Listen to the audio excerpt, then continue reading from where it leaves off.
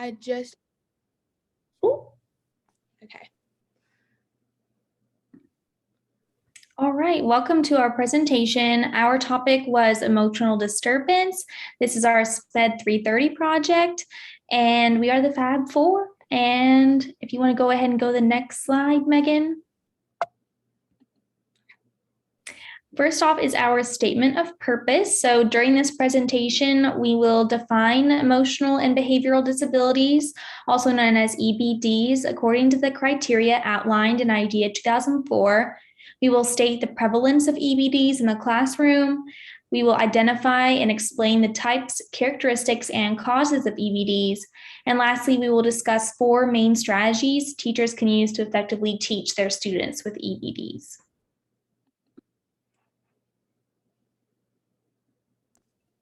What is emotional disturbance? The definition is a condition means exhibiting one or more of the following characteristics over a long period of time. In some cases, this can be an external cause which affects mental, physical, communication, and cognitive skills. The IDEA definition of emotional disturbance is an inability to learn that cannot be explained by intellectual, sensory, or health factors. The prevalence is 1 in 10 students in the United States suffer from a serious emotional disturbance.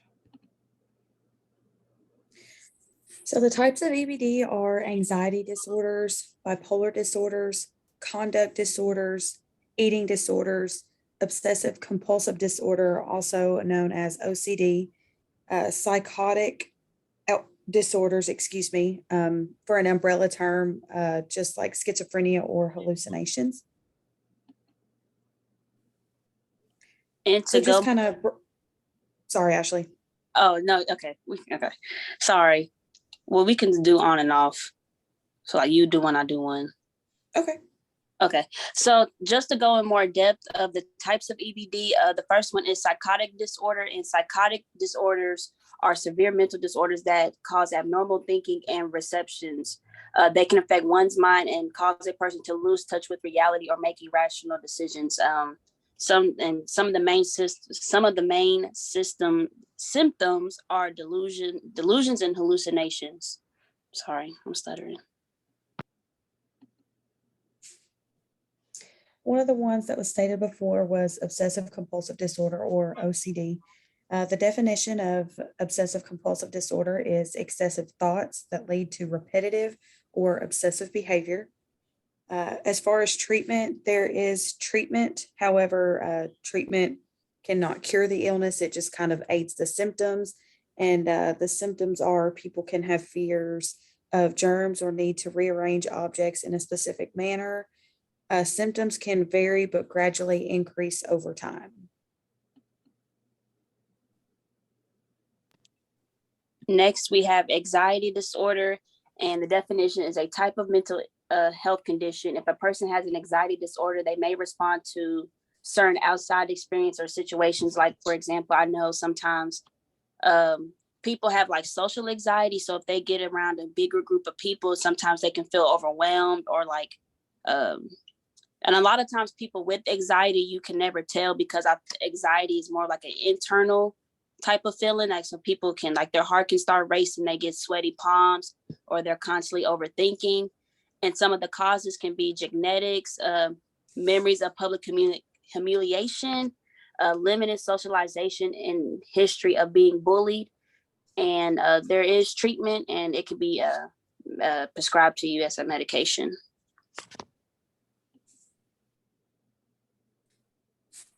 One of the other types of EBD can be bipolar disorder.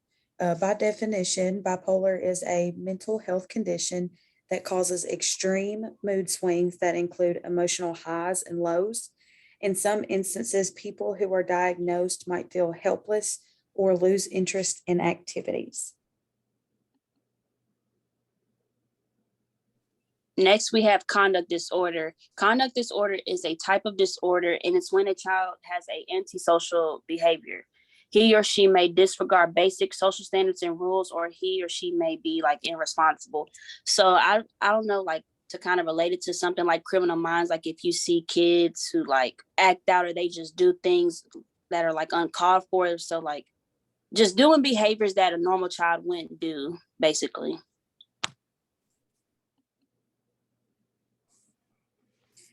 Eating disorders are also a type of emotional behavioral disturbance. Eating disorders are behavioral conditions characterized by severe and persistent disturbance in eating behaviors and associated distressing thoughts and emotions. They can be very serious conditions affecting physical, psychological, and social function. Types of eating disorders include anorexia nervosa, bulimia nervosa, binge eating disorder, avoidant restrictive food intake disorder, and other specified feeding and eating disorder, pica, and rumination disorder. Causes can either be genetic or psychological. So characteristics of EBD in children, some that are listed below are hyperactivity. That means a short attention span or impulsiveness or lack of control. Aggression or self-injurious behaviors. It's like acting out, fighting. Students can also be withdrawn. This can not only be in a classroom, but it can be socially as well. And there can also be excessive fear or anxiety. Immaturity is also another characteristic of a child with EBD. That can include inappropriate crying, temper tantrums, poor coping skills. And last, we have listed is learning disabilities that can be academically performing below grade level. And children with the most serious emotional disturbances may exhibit distorted thinking, excessive anxiety, bizarre motor facts, and abnormal mood swings. So the causes of EBD in children, although nobody knows the actual cause or causes of emotional disturbance, although several factors can include heredity, brain disorders, diet, stress, and family functioning, have been vigorously researched and have been suggested to cause EBD in children. A great deal of research goes on every day, but to date, researchers have not found that any of these factors are the direct cause of behavioral or emotional problems.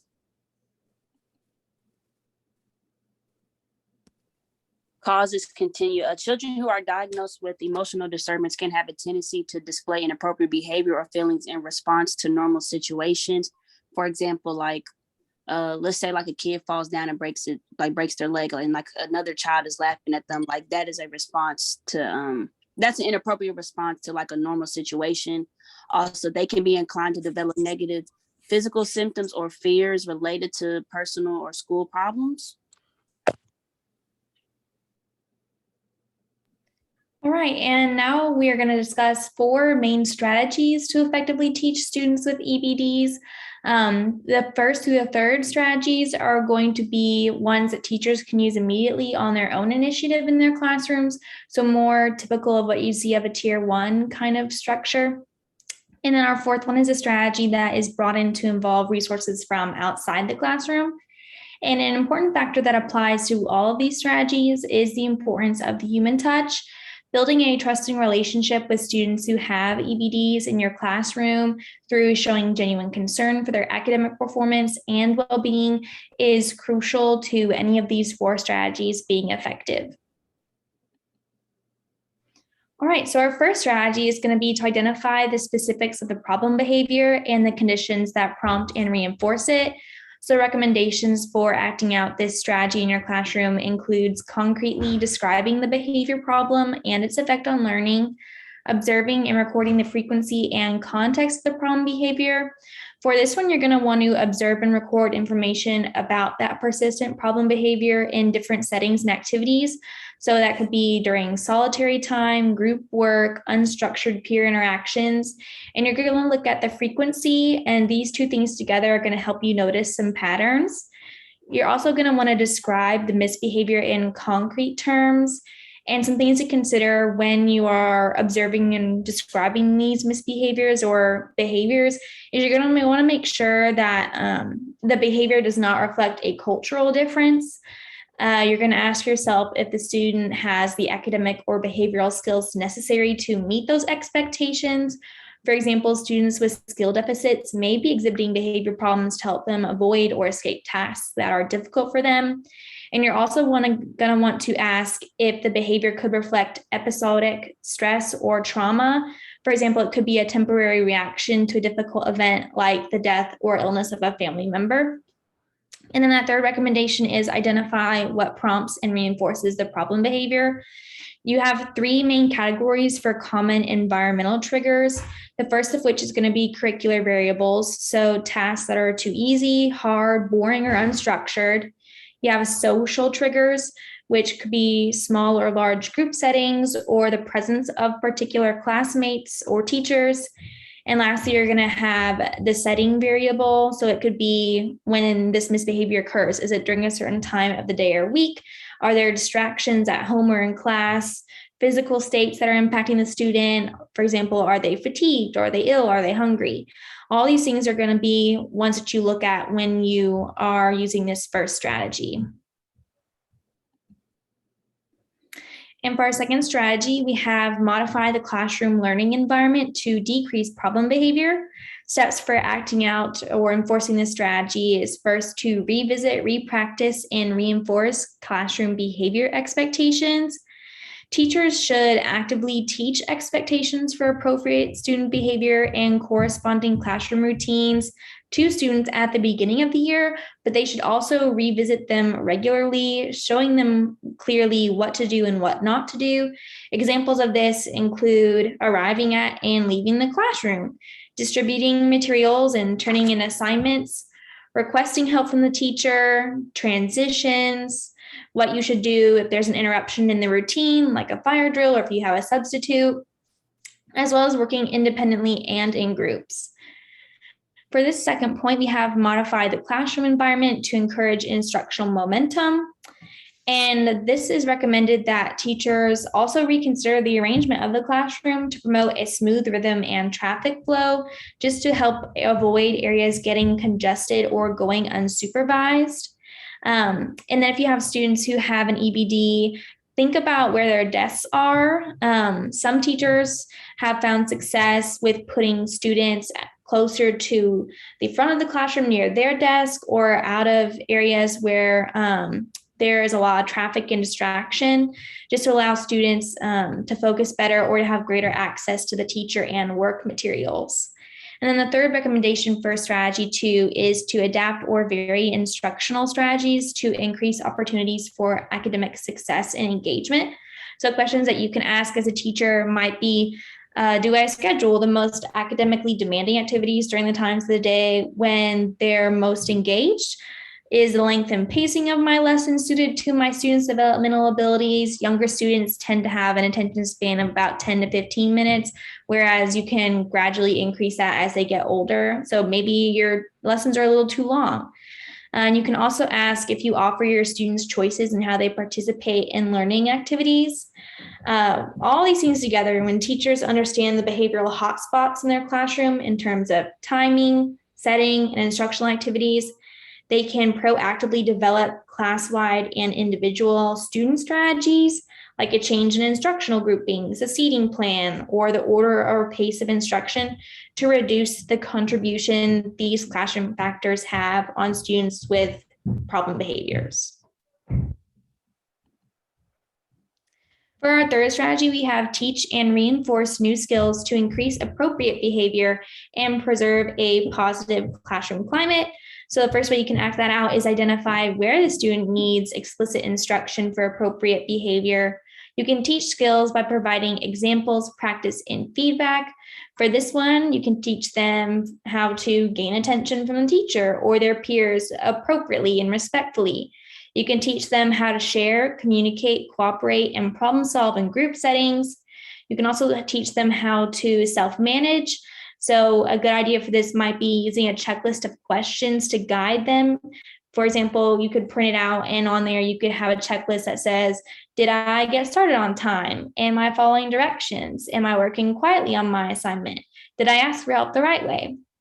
You can also teach them how to develop emotional awareness, responsibility, and self-regulation. For example, teach them how to cool down in an anger-provoking situation or how to tolerate delays in getting help. And then the third way you can act out strategy 3 is by managing consequences so that reinforcers are provided for appropriate behavior and withheld for inappropriate behavior. And some concrete ways that you can act that out is to increase the frequency with which students are recognized and reinforced for appropriate behavior. There's a ratio out there that recommends that you have 4 positive statements for every 1 corrective statement. That can be beneficial. And they also recommend you use small rewards frequently rather than big rewards, and that you deliver rewards quickly after the desired behavior is exhibited. Certain different types of rewards can be used, like you allow students to go on errands or go to the water fountain that's down the hall. You might provide them extra time for an activity that they enjoy, like reading a book for pleasure or time they get to spend on a computer. And it may be necessary, at least initially, to reinforce positive behaviors with some type of extrinsic rewards, like stickers, stamps, extra time for preferred activities, especially for your younger elementary students. But you want to gradually reduce and then eliminate those extrinsic rewards and replace them with intrinsic ones, like feeling satisfaction and pride in the work produced, or enjoying working in a team and gaining friendships, or having fun while learning. So that's about reinforcing positive behavior and then making sure that you don't reinforce inappropriate behavior. That's a really, really big, important piece in this. So, for example, if a student's problem behavior is reinforced by avoiding a task, that as a teacher, it's not recommended that you dismiss them from the activity, but rather make adjustments to the setting or curricular variables to help them achieve success. And then their failure to meet behavioral expectations usually reflects deficits in specific social or behavioral skills.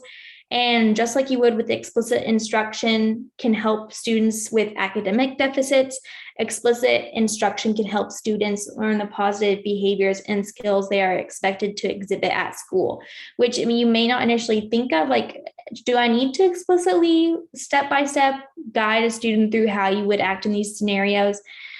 For these students, you would want to do that. Just as it can help students who are struggling academically, the same thing would apply with students who may be struggling with some inappropriate behaviors.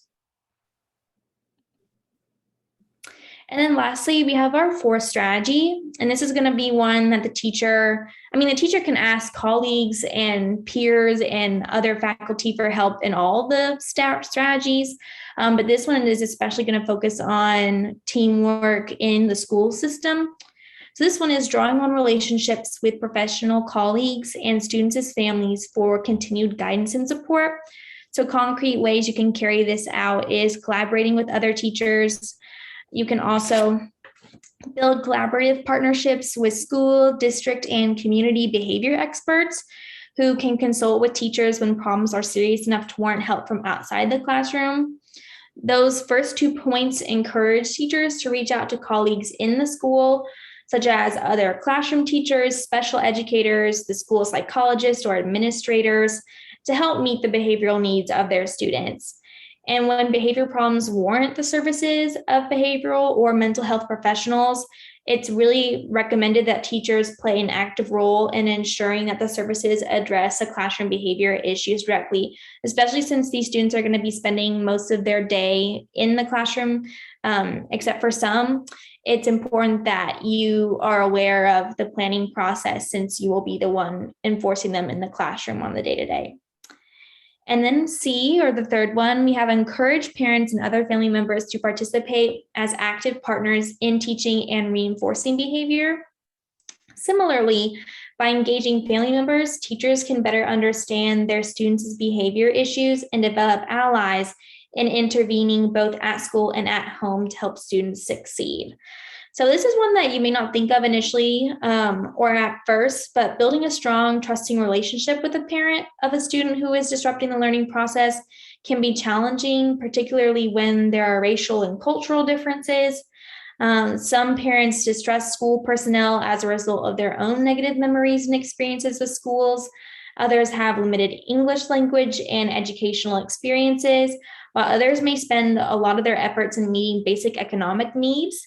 So ideally, teachers should make a concerted effort to build those positive relationships with students' families before any identification of behavior problems.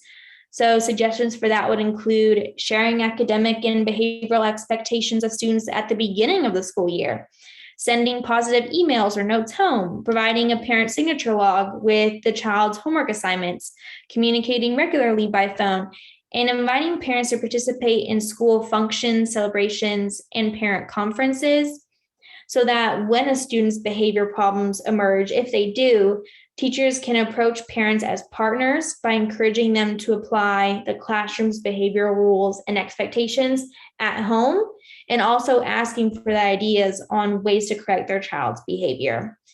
And this can be particularly challenging in schools that do not have high levels of involvement and support from families. These staff may feel like efforts to engage with family members are fruitless, but efforts to engage them in planning and decision-making about behavior issues, again, are likely to be more effective when teachers have laid that foundation of regular communication with family members earlier on. And that's it for strategies.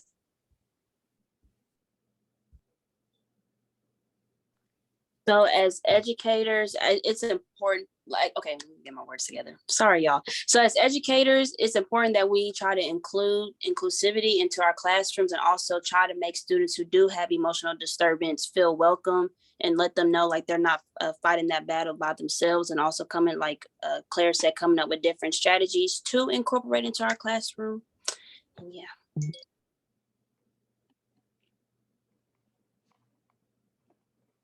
That is the end of our presentation. We thank you so much for your time and attention.